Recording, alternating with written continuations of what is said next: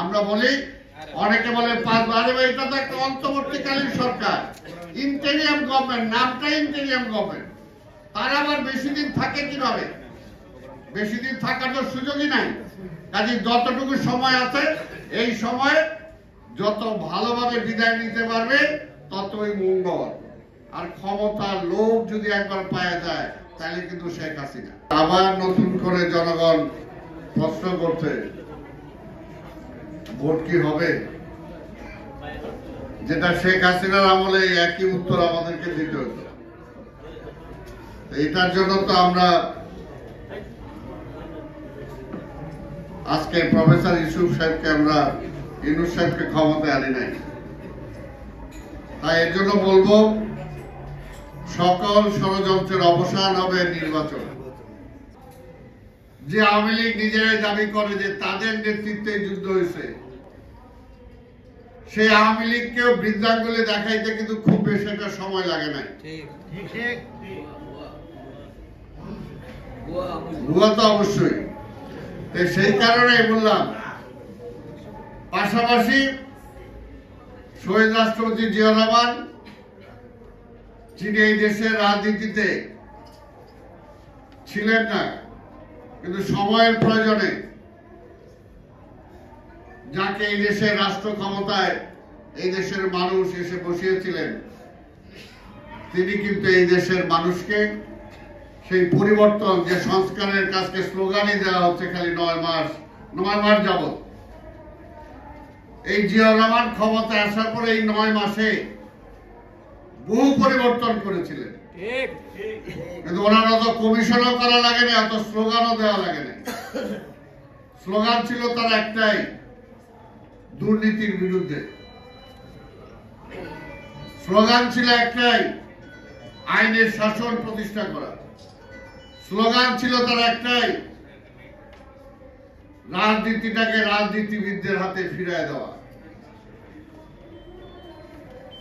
কাজেই তিনি সেটাতে সফল হয়েছিলেন। যে বিএনপি গ্যারান্টি দিতে পারে দেশের পরিবর্তনের, বিএনপি গ্যারান্টি দিতে পারে এই দেশে গণতন্ত্র প্রতিষ্ঠা করার জন্য যা যা করা দরকার তাই করতে পারে। ওটা আওয়ামী লীগ আর বিএনপি এক না। আর যারা বলেন তারা তো কোনোদিন ক্ষমতায় ছিলেন না, তারা বলবেন কিভাবে?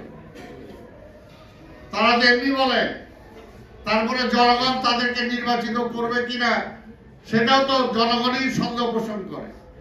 কাজে জনগণ যদি চায় বিএনপি কে ক্ষমতায় দিতে, হাসিনাও কষ্ট পাইতো, আপনারাও কষ্ট পান কেন? হাসিনা তো প্রকাশ্যে বলতো কার জন্য নির্বাচন দিব, ওই তারেক আইসা দেশ চালাবে এটার জন্য।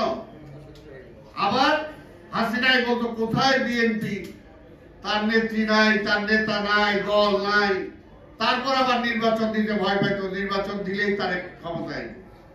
এখনো এই দল যারা অনেকে আছেন বিএনপি সমালোচনা করেন, বিএনপি এই হয়ে গেছে, বিএনপি ওই চাঁদাবাজি করছে, বিএনপি ওই সন্ত্রাস করতেছে, আবার বলে যে না ভোট দিলে তো বিএনপি জিতবো। আরে ভাই, তাহলে বিএনপি কি সন্ত্রাস করে জিতবো? বিএনপি তো জনগণের ভোটে যদি জিতে আপনার চুলকায় কেন?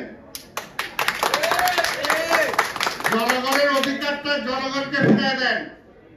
আওয়ামী লীগ জনগণের মালিকানা হিন্দুস্তানের কাছে বেচে দিছিল, সোজা কথা। ওই দেশে বেচে দিছিল, ওই দেশ থেকে ঠিক করে দিবে কে এই দেশ চালাবে। তো মালিকানা ছিনতাই হয়ে গেছিল, আমরা তো আপনারে বসাইছি সেই মালিকানা আবার জনগণের কাছে ফিরিয়ে দেওয়ার জন্য। 5ই আগস্টের পরিবর্তনের পরে সেই সময় তো বিভিন্ন রাজনৈতিক দল, এই ছাত্ররা সবাই বলেছিল বিএনপির নেতৃত্বে সকল রাজনৈতিক দল শক্তি মিলে জাতীয় সরকার গঠন করে রাষ্ট্র ক্ষমতায় যাওয়ার জন্য। কিন্তু বিএনপি বলছে না, আমরা ভোটের মাধ্যমে ক্ষমতায় যেতে চাই। তাহলে যে বিএনপি ওই সময় ক্ষমতায় যেতে পারত।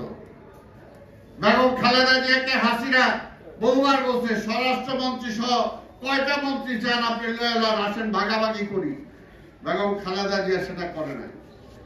বেগম খালেদা জিয়াকে চিকিৎসার জন্য মুক্তি দেওয়া হয় নাই, তারপরও বেগম খালেদা জিয়া দাসখত দেয় নাই। কাজে বিএনপি কে পরীক্ষা করার কিছু নাই, বিএনপি পরীক্ষিত শক্তি। গত 17টা বছর ওই যে নবীউল্লাহ নবী বলল, এটা পরিষ্কার যে আসলে অনেক হিসাবই নাই যে আমাদের কত নেতা কর্মী এই পর্যন্ত শহীদ হয়েছে। অসংখ্য অসংখ্য নেতা কর্মী শহীদ হয়েছে। কি কারণে? এই গণতন্ত্রের জন্য, এই একটা মানুষের ভোটের অধিকারের জন্য। আর অনেকে বলে ভোটের জন্য কি পরিবর্তন হয়েছে নাকি? হ্যাঁ, ভোটের জন্যই তো পরিবর্তন হয়েছে। যদি শেখ হাসিনা ভোট দিত তাহলে তো শেখ হাসিনা ক্ষমতায় থাকতে পারতো না। এই কারণে ভোটের অধিকারটাই বড়।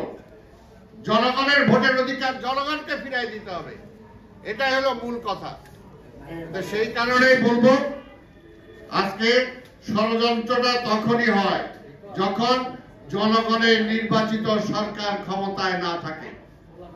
যখন জোর করে কেউ ক্ষমতায় থাকতে চায় বা থাকে, তখনই কিন্তু বিভিন্ন ধরনের ষড়যন্ত্র হয়।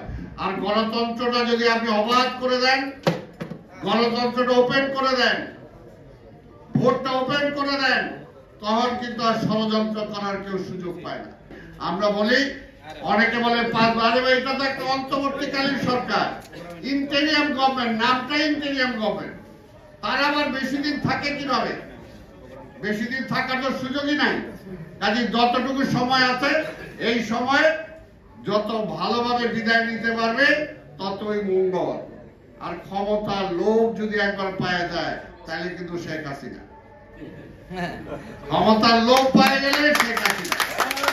আপনাদের সবাইকে ধন্যবাদ। খোদা হাফেজ। বাংলাদেশ জিন্দাবাদ।